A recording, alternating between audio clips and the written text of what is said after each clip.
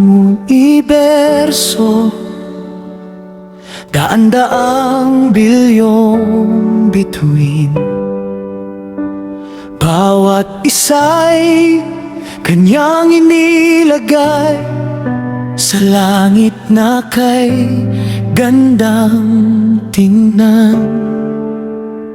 Ngunit higit pa sa lahat,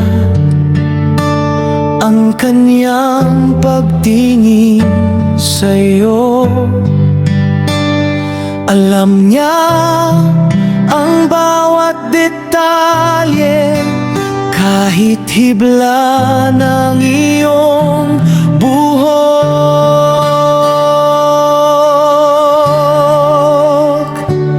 Ang Diyos na makapangyarihan, ang lumikha ng sanlibutan, siya rin ay nakikinig sa iyong mahinang panalangin.